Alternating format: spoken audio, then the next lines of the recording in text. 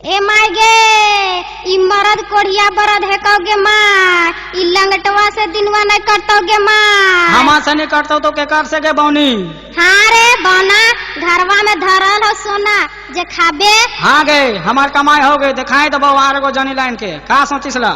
एगो जनी में तो दांत खिसर गेलो रे पिलुआ, दूगो में तो चलिए जाबे, तनी लाइन के तो देखानी। हाँ गे तो का कर लेबे गे खिया रखबो गे खाली बेटी जन्माए ले 5 गो तो बेटी होल तू गे तो हमके बर्बाद कर देले। गे झेलनी काम में जाबो कमाए गे यहाँ तो साइकिलियो न खाओ।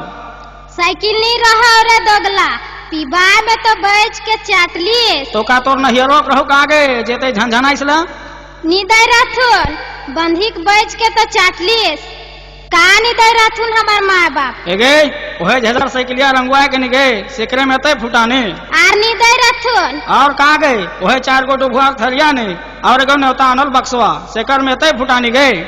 अहरत बहरत जा रही से घरी नी देवे खोज रहथुन। हाँ ना बोलवाओ गे एगे हे नहीं कह रहा तू कि नवा जन्म करे कैसी में रेडियो और घड़ी लाइन दबोन यहाँ कहे कैसी बीत गलो गए ककरो तो झलको नहीं आल ओहे 15 बैंड का रेडियो बन के गुल करा थीस।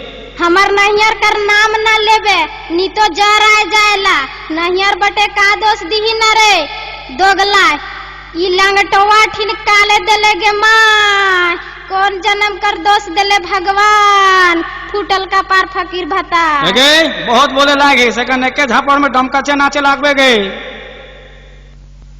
काले भागबो नहियर रे पिलुआ नगद बारात ले गाय के सिंदूर भर के लाइन हिस का ढुकू ढुकिया रे दोगला जे भागबो शादिया कर के नहीं हो तो कहते कर के बोलबे गे चलन गरी काले नहीं बोलबो रे चलन गरा गे पिलुआ ही लेस रही। हाँ रे लेस रहा ढेर बोला थीस चल भात ला ले गे भात हको कि पानी गए यहाँ तो छान के सब काट कोड़वा दिखेलाएगा मार भात फेंको खा या न खा बोरा में धरल कि सुखल भात देबो ओहेले नहीं कहियो ला जा कमाए लंगटा कुकुरुआ लखे घरे घर घुरले चलबे तो कहाँ से आता गे भाषण करबे गे एखन एके झापड़ में दिमागे झनझना जाता पतो नहीं चलता कि आवत है कि जात है।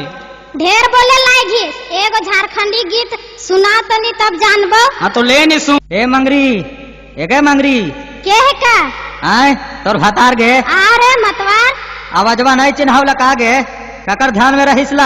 आरे मंगरा तोर जैसन मरद कोढ़िया बरद एगे मरद कर नाम लेबे गे खोल जल्दी दूरा खोलती रे खटिया लदाना आवे खान ढकलबे का ढकलबे गे का ढकलबे हमर घर और हमके धमकी ही गे एकन यके लुआठी में दिमागे झनझना जाता और पतो नहीं चलता कि आवत हियो कि जात हियो। ए मैया गे हमार मर्दवा काल ऐसन हो गेलै गे माँ का होलन भौजी काल बिहान गुल करे लायगा एहो का बताइयोन हो आज के रोज खटिया लदाना लड़े लागन हो खाली पी के घुरी चलतन और सांझ बेरा और खोज के लड़े लागतन खाए की जुलुम कर देवे लहो का घर कर कहानी सुनाइयोन हो ई दोगलवा के कहू छेछियो के नी मोराथीला काल ऐसन दादा के गरिया हांकला भौजी कहानी कहबह खो रोज धमकी देवेला कि आर एगो जनी लानबे एहो कौन बेट मारी सैतिनिया के मरद नी मिलल हो जे हमार मर्दवा के बझा देले है।